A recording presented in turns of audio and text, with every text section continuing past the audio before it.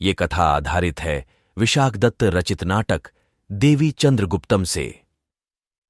गुप्त साम्राज्य के काल में कला और वास्तुकला फल फूल रही थी। इसका प्रमाण देते हुए गुप्त राज्य का गरुड़ स्तंभ अपनी शक्ति की साक्ष्य देते खड़ा था। अनेक उत्तम वास्तु रचनाएं उस काल में तैयार हो रही थीं। गुप्त राज्य का राजा आयु में बड़ा होने के कारण रामगुप्त बना, जो एक राजा बनने के अयोग्य था।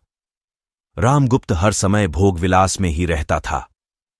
उसका लाभ पास के शक राजा ने उठाकर राज्य के सीमावर्ती क्षेत्रों पर आक्रमण करना प्रारंभ कर दिया।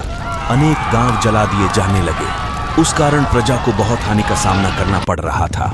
शक आक्रमणों को रोकने रामगुप्त ने पर्याप्त तैयारी किए बिना ही शकों के ऊपर आक्रमण कर दिया। रामगुप्त को करारी हार का सामना करना पड़ा और वो शत्रु के मध्य में घिर गया। रामगुप्त को घेरने के बाद शकराजा रुद्रदामन ने उसे मुक्त करने के बदले अपनी कुछ मांगे संदेश रूप में अपने दूत के साथ रामगुप्त के पास भेज दी। रुद्रदामन का संदेश वाहक शकराजा रुद्रदामन की सूचना लेकर रामगुप्त के पास पहुंचा। वो सूचना रामगुप्त के सामने पढ़ी गई। उस संदेश में अनेक अपमानास्पद मांगे रखी गई थीं।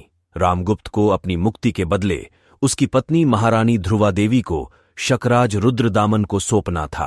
अपने बचाव हेतु रामगुप्त ने वो मांगे मान ली और उसकी सूचना ध्रुवा देवी के पास पहुंचाने को कहा गया। ये सूचना सुन के ध्रुवा देवी अचंभित रह गई। उसके ऊपर मानो पहाड़ टूट गया। ध्रुवा देवी दुखी हो सोच में पड़ गई। कुछ सोच के उसने एक निर्णय किया। ध्रुवा देवी ने एक दासी को आज्ञा दे के रामगुप्त के अनुज चंद्रगुप्त को आमंत्रित किया। चंद्रगुप्त ध्रुवा देवी के पास पहुंचा। ध्रुवा देवी ने सारी घटना चंद्रगुप्त के सामने बोल दी। चंद्रगुप्त ने ध्रुवा देवी को धैर्य देकर उसकी रक्षा करने का वचन दिया। उसके बाद चंद्रगुप्त ने अपने अति विशेष लोगों से मंत्रणा कर एक योजना तैयार की। दूसरे दिन ध्रुवा देवी अपनी विशेष दासियों के साथ पालखी में विराजमान होके रुद्रदामन के शिविर की ओर जाने लगी। ध्रुवा देवी और उसका दल रुद्रदामन के शिविर में पहुंचा।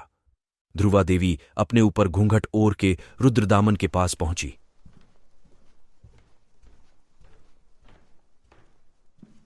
रुद्रदामन आनंदित होके ध्रुवा देवी के पास आता है। तभी अचानक अपना घूंघट हटाकर उसमें से चंद्रगुप्त बाहर आया और उसने अपनी तलवार से रुद्रदामन का सर काट दिया। उसके बाद शकों के उस शिविर पर छिपे हुए चंद्रगुप्त के सैनिकों ने आक्रमण कर उसे नष्ट कर दिया। ये सारी घटना पूरे राज्य की प्रजा में प्रसारित हो गई। सारी प्रजा रामगुप्त के ऊपर अप्रसन्न हो गई थी और उसे अयोग्य राजा बोल रही थी और चंद्रगुप्त को राजा के रूप में देखने के लिए अभिलाषित थी। ये सारी बातें रामगुप्त के कानों तक पहुंच गई थी।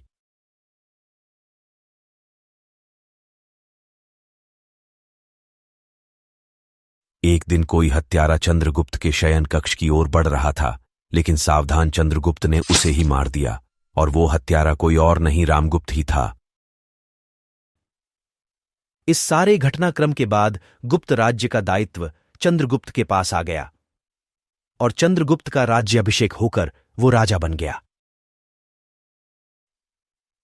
उसके बाद चंद्रगुप्त का विवाह ध्रुवा देवी के साथ संपन्न हो गया और फिर चंद्रगुप्त ने भारत में बचे बाकी शक क्षत्रपों से युद्ध कर उनका पारिपत्य करना आरंभ कर दिया।